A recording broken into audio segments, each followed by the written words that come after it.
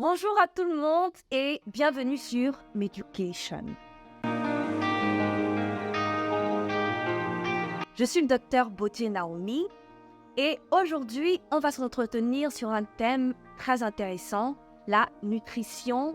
Qu'est-ce qu'il faut manger régulièrement pour être en bonne santé? Alors, vous connaissez certainement cette fameuse citation qui dit « Ton aliment est ton premier remède ». Bien, elle se justifie par le fait que la mauvaise alimentation est un des principaux facteurs de risque de santé sur le plan mondial.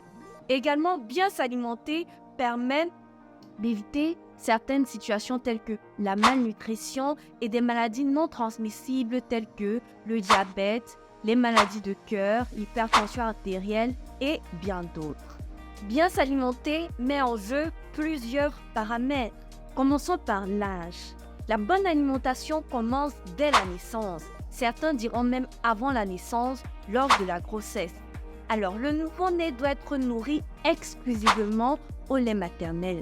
Parce que le lait maternel, en plus de permettre le développement et la croissance du bébé, aussi bien au niveau physique qu'intellectuel, le lait maternel permet de diminuer le risque de surpoids dans les âges à venir. Ensuite, chez les plus âgés, il faut comprendre que manger équilibré, c'est apporter des aliments sains à l'organisme pour lui donner de l'énergie, pour compenser l'énergie que ce dernier dépense lors des différentes activités quotidiennes.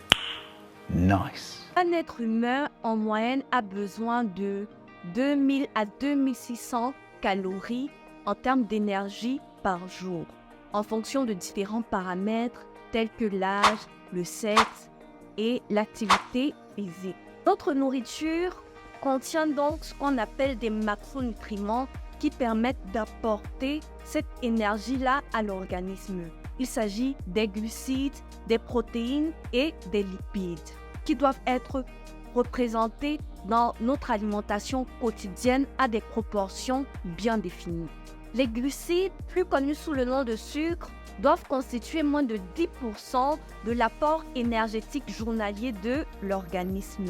Et ici, il faut privilégier les sucres libres tels que le miel ou alors les fruits sucrés et il faut éviter ou proscrire les sucres industrialisés comme les boissons, les friandises. Les lipides, quant à eux, doivent constituer moins de 30% de l'apport journalier énergétique. Ici, les graisses insaturées telles que l'huile d'olive, l'huile de tournesol, le poisson, les noix, sont à privilégier aux graisses saturées telles que l'huile de palme, le beurre, le fromage, la viande.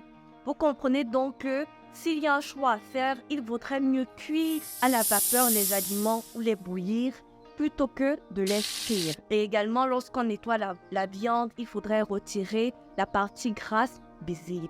Le reste des apports énergétiques doit donc provenir des protéines, soit animales, poissons, viande ou végétales. Si on pense aux céréales telles que le maïs, le riz, les pâtes et les légumineuses avec les haricots verts, rouges, blancs. En plus de tout cela, l'OMS recommande de consommer 5 fruits et légumes par jour, de bien s'hydrater, environ 1,5 litre à 2 litres d'eau par jour, de consommer 5 grammes de sel iodé par jour, soit une cuillère à café rase. En ce qui concerne le nombre de repas par jour, les nouveau-nés doivent manger autant de fois qu'ils le réclament.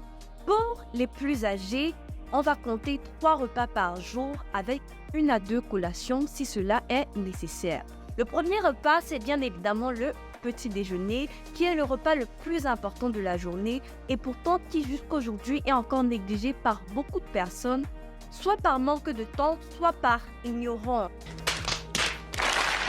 Alors, il est très important parce qu'il permet à l'organisme de compenser après 8 heures de jeûne, parfois même plus que l'organisme a passé dans le sommeil.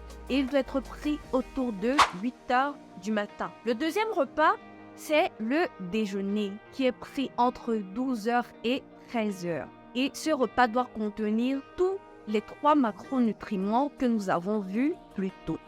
Et le dernier repas, le dîner, qui doit être pris avant 20h idéalement, doit être le repas le plus léger de la journée, juste avant le sommeil, parce que juste après ce repas, normalement, nous n'avons plus d'activité physique, sauf peut-être pour les couples. Alors, l'agencement de tous ces éléments dans l'alimentation vont dépendre de plusieurs paramètres tels que l'âge, le sexe, l'activité physique et les maladies associées, hypertension, diabète et autres. Donc, il m'est impossible dans cette vidéo d'entrer dans des détails spécifiques. Mais pour ceux qui seraient intéressés par un suivi personnalisé, vous pouvez contacter un des médecins généralistes de Meducation ou aller consulter un diététicien dans un des hôpitaux du pays. Alors, si tu as aimé la vidéo, n'oublie pas de t'abonner, partager, liker et on se retrouve très bientôt pour aborder d'autres thèmes. En attendant, j'attends toutes tes questions sur le sujet et je me ferai un plaisir de répondre à chacune d'elles.